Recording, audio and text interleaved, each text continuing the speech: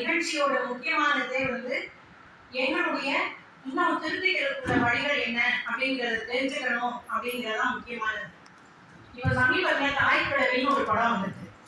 அந்த தாய்க்கிழவி படத்தோட fundamental line என்னன்னா, பெண்களுக்கு பொருளாதார சுதந்திரம் கண்டிப்பா இருக்கணும். இதான் ஃபண்டமெண்டல் லைன். அப்போ அந்த பொருளாதார சுதந்திரம் நிறைய பேருக்கு இல்லை. எழுத்து திறமை இருக்கலாம், புத்தகம் போடணும் அப்படிங்கிற ஒரு ஆசை இருக்கலாம், ஆனா அதை போடுறதுக்குள்ள பொருளாதார சுதந்திரம் இல்லாம இருக்கும். அப்போ அந்த பொருளாதார சுதந்திரம் இல்லாம இருக்கிறவங்களுக்கும் ஒரு வாய்ப்பா இந்த புத்தகம் அமைஞ்சிருக்கு. ஆக்சுவலா நான் ஜோஸ்வின்ட்ட பேசும்போது 2 வருஷம் ஆச்சு நம்ம போட்டு இன்னொரு புக்கு ஆரம்பிக்கலாமே அப்படின்னு சொல்லி ஒரு 20 நாளைக்குள்ள மெட்டீரியலைஸ் ஆயிட்டு. இப்போ இணையத்தோட வசதி இருக்கு. இணையத்தோட வசதியினால அத்தனை பேரையும் காண்டாக்ட் பண்ணியாச்சு. எல்லாம் 20 நாளைக்குள்ள செட்டில் ஆச்சு. இதில் ஒரு முக்கியமான விஷயம் என்னன்னா, பொதுவாக பெண்களை பற்றி சொல்கிற ஒரு விஷயம், அவங்களுக்குள்ள ஒற்றுமை இருக்காது, ஈகோ இருக்கும். இது எதுவுமே இல்லாத ஒரு குழு இது.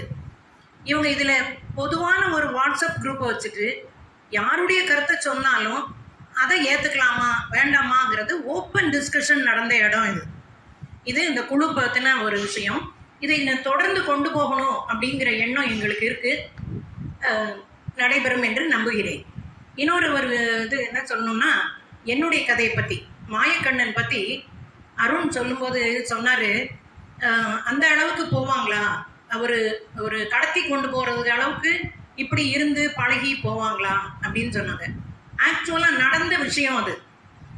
கர்நாடகா இதில் நம்ம கேரளா பார்டரில், கர்நாடகா கேரளா பார்டரில் ஒரு வீட்டில் இதே போல் அண்ணனோட பழகி கல்யாணம் பண்ணி, நான் கதையை கொஞ்சம் கற்பனையாக மாற்றிருக்கேன், கடத்தலுக்கு கொண்டு போன மாதிரி. ஆக்சுவலாக நடந்தது என்னென்னா, குழந்தை இல்லாத ஒரு கப்பல் அந்த மனைவியோட சம்மதத்தோடவே கணவனை அனுப்பிச்சி விட்டு கல்யாணம் ஆகி குழந்தை பெற்று அந்த குழந்தைய தூக்கிட்டு வந்துடணும்னு பிளான். ஆனால் கடைசி நிமிஷத்தில் அந்த பிளான் தெரிஞ்சு இவங்க தப்பிச்சிட்டாங்க, அந்த குழந்தைய பறி கொடுக்குற. அப்போது எனக்கு கொஞ்சம் டிஃபரெண்ட்டாக யோசித்தேன் அந்த கடத்தலுக்கு.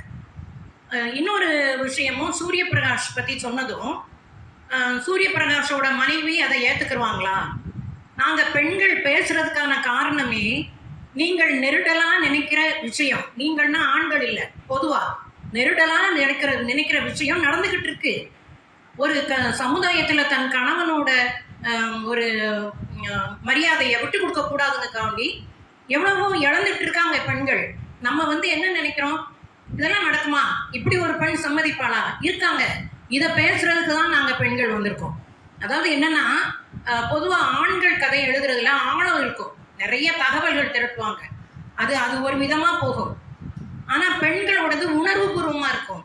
சமுதாயம்ங்கிறது அந்த உணர்வும் சேர்ந்தது, அந்த தரவுகளும் சேர்ந்தது தான். அது சேர்ந்து வரும்போது தான் சமுதாயம் ஆரோக்கியமாக இருக்கும். அதனால நாங்கள் பெண்கள் எழுதுறதுல, நீங்கள் என்ன எழுத போகிறீங்க, வீட்டில் உள்ளது தானே எழுத போகிறீங்க, உங்கள் உணர்வுகளை தான் எழுத போகிறோம். அந்த உணர்வுகள் உங்களுக்கு புரியாத உணர்வுகளை நாங்கள் புரிய வைக்க போகிறோம். அதுதான் இதோட அந்த அடிப்படையான கருத்து. அதுதான்.